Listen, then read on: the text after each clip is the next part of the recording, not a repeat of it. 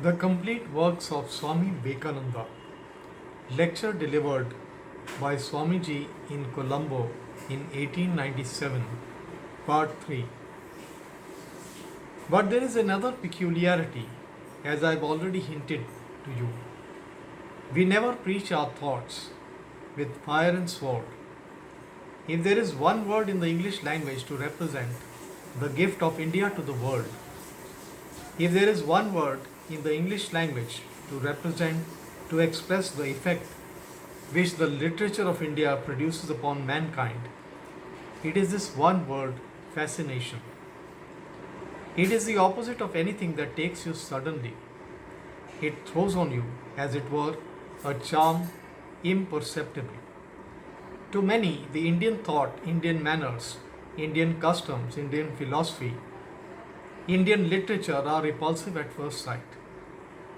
But let them persevere, let them read, let them become familiar with the great principles underlying these ideas, and it is 99 to 1 that the charm will overcome them, and the fascination will be the result. Slow and silent, as the gentle dew that falls in the morning, unseen and unheard, yet producing a most tremendous result, has been the work of the calm, patient, all suffering spiritual race upon the world of thought. One more history is going to repeat itself.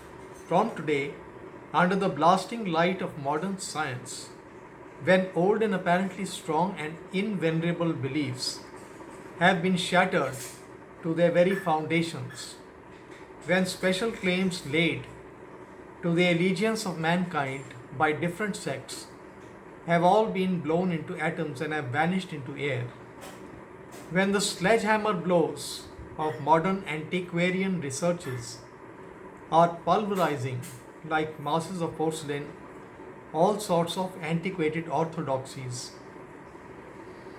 when religion in the West is only in the hands of the ignorant and the knowing ones look down upon with scorn anything belonging to religion, here comes to the fore the philosophy of India, which displays the highest religious aspirations of the Indian mind, where the grandest philosophical facts have been the practical spirituality of the people.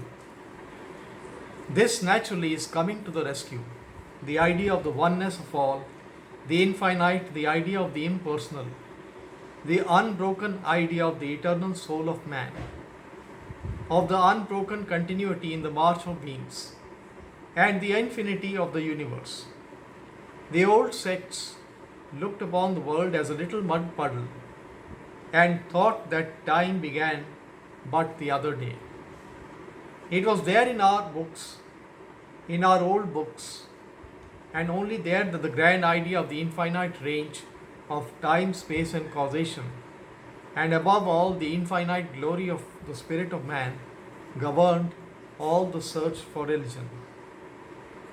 When the modern tremendous theories of evolution and conservation, of energy and so forth, are dealing death blows to all sorts of crude theologies, what can hold any more the allegiance of cultured humanity but the most wonderful, convincing, broadening, and ennobling ideas that can be found only in the most marvelous product of the soul of man, the wonderful voice of God, the Vedanta.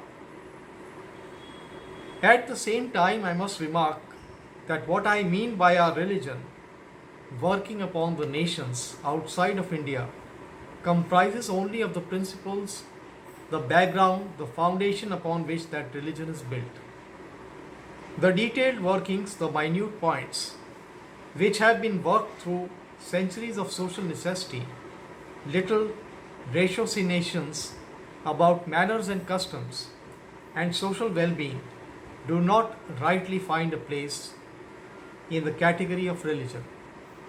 We know that in our books a clear distinction is made between two sets of truth. One set is that which abides forever, being built upon the nature of man, the nature of the soul's relation to God, the nature of God perfection, and so on. There are also the principles of cosmology, of the infinitude of creation, of more correctly speaking, projection, the wonderful law of cyclical procession, and so on. These are the eternal principles founded upon the universal laws in nature. The other set comprises the minor laws which guide the working of our everyday life. They belong more properly to the Puranas, to the Smritis, but not to the Shrutis. They have nothing to do with the other principles. Even in our own nation, these minor laws have been changing all the time. Customs of one age, of one yuga, have not been customs of another. And as yuga comes after yuga, they will still have to change. Great rishis will appear and lead us to customs and manners that are suited to new environments. The great principles underlying all this wonderful, infinite, ennobling, expansive view of man and God and the world have been produced in India. In India alone, man has not stood up to fight for a little tribal god, saying, "My God is true and yours is not true. Let us have a good fight over it." It was only here that such ideas did not occur as fighting for little gods.